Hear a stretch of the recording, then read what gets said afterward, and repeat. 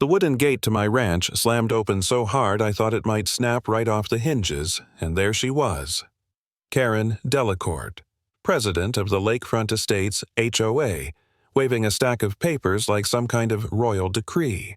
Behind her stood dozens of strangers clutching cash, their eyes lit up with the greedy excitement of bargain hunters. Karen screamed at me, "This ranch is now community property, and you have no right to stop us." And in that instant I knew they'd just handed me the very weapon I needed to destroy their entire neighborhood. 6 months earlier, my life had been quiet, even peaceful. I'm Ethan Rowe, 42 years old, a retired aerospace engineer who inherited this 500-acre ranch from my grandmother. To me, this log cabin overlooking Crystal Lake wasn't just a house, it was a living legacy. 4 generations of Rowes had guarded this land. My grandmother used to say land isn't just dirt, Ethan, it's responsibility. I heard her voice every morning as I watched the sun turn the water gold. For a long time I thought I was crazy to stay here alone maintaining a ranch this size. But I'd found contentment working remotely tinkering with drone designs, keeping the property alive. Then Karen showed up in my life. It started small, a letter from the HOA claiming my drone tests were violating electromagnetic regulations disrupting Wi-Fi in their subdivision. I laughed. My land wasn't part of their HOA. They had no authority. But within a week I got another letter, $500 a day and fines, threats of federal aviation violations, language way too polished for a petty neighborhood dispute. And then the phone call came from the county planning department telling me they had to schedule an inspection. My stomach dropped. This wasn't just HOA nonsense. Karen had friends in government.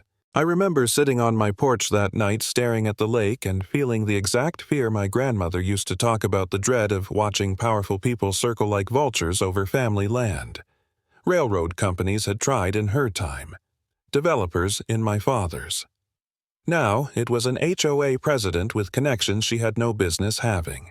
Instead of giving in, I climbed into the attic the next morning and dug through the old boxes my grandmother had begged me to protect. And there it was, the original deed, yellowed with age, dated 1920. Buried in all that legal jargon was a clause that made my pulse race. Every underground utility line, every gas pipe, every cable that ran through Lakefront Estates crossed my property. And my family still owned those easements outright, which meant their entire neighborhood was sitting on my land by permission I could revoke. Armed with this, I tried to fight back, but Karen was relentless. She staged a community meeting projecting slick video footage of my drones as if I were some kind of foreign spy. She scared people with talk of property values collapsing, their children being watched. I walked into that room knowing everyone hated me. Still, I stood tall, pulled out that deed, and asked, "Do you know who gave you the power to keep your lights on your internet, running your homes?" Warm. Silence. Karen tried to interrupt, but I read the clause aloud. You could feel the panic ripple through the room. Her smug smile faltered. For the first time she realized I wasn't just some stubborn rancher. But just when I thought I had the upper hand, I got a text message that twisted the knife. Check your lawyer's client list. Maxwell Stone is playing both sides. My heart sank. Maxwell was the attorney I'd trusted with my family's papers. Turns out he'd been feeding everything I said straight to Karen. I confronted him and his face went pale as I laid out the evidence. Betrayal burns deeper than anger. It made me question myself. Maybe I wasn't cut out for this fight. Maybe my grandmother had been wrong to believe this land was worth defending. I remember whispering to myself, isn't it easier to just take their money and leave? For the first time, I almost gave up. That's when Vincent Harper walked into my life. A property rights lawyer with a personal grudge, his father had lost his ranch to the very same network that was circling mine. He looked me in the eye and said, "I don't just want to win this case, Ethan. I want to burn down the people who destroyed my family." He studied the deed like a treasure map, finding things even Maxwell had missed: mineral rights, federal protections enough to bring the whole neighborhood to its knees. Together, we set a trap.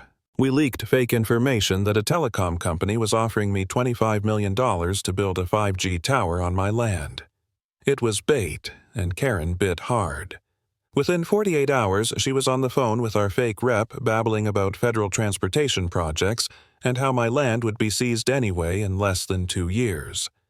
Her words gave her away. She wasn't just a power-hungry neighbor, she was tied into a billion-dollar high-speed rail conspiracy led by Councilman Bradley Walsh. Karen wasn't the queen bee. She was just his pawn.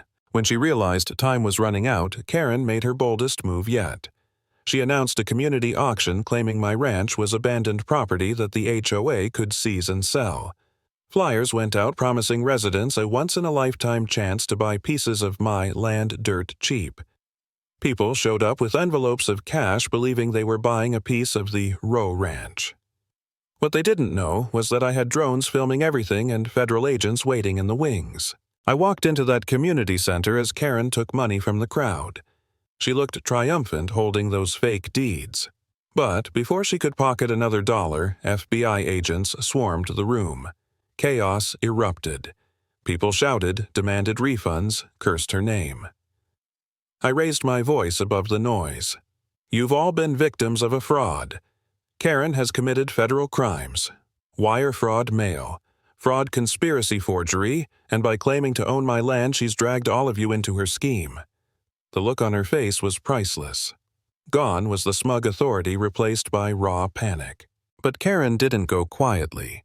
As agents cuffed her, she laughed a shrill, unhinged laugh that cut through the room. You think arresting me changes anything, she screamed. Walsh is the real power here. One phone call and Ethan disappears. Her eyes locked on mine, full of venom. And, for the first time, the entire neighborhood saw who she really was. Not a protector, not a leader, just a fraud willing to sell out everyone for a payday. The FBI's investigation ripped open the whole network. Walsh had been buying up land through shell companies, silencing surveyors, even covering up deaths to hide the scheme. Karen was promised $5 million and a seat on the rail authority if she delivered my ranch. Instead, she was hauled away in handcuffs, her reputation shredded, her power gone. As for Walsh, the evidence spread like wildfire. Recordings, forged documents, money trails. The man who thought he could steal generations of family land for profit was exposed to the entire country. The fight wasn't just about my ranch anymore. It became proof that ordinary people could stand up to corruption and win. So, when I stood once more at the gate of my ranch, the same gate Karen had kicked open months before, I breathed deep and knew one thing with absolute clarity: she had lost, they had all lost, and the land was still mine. Some battles you fight for money, some for pride. But this was for principle. Because if you let people like Karen and Walsh win, then no family's land in this country is safe.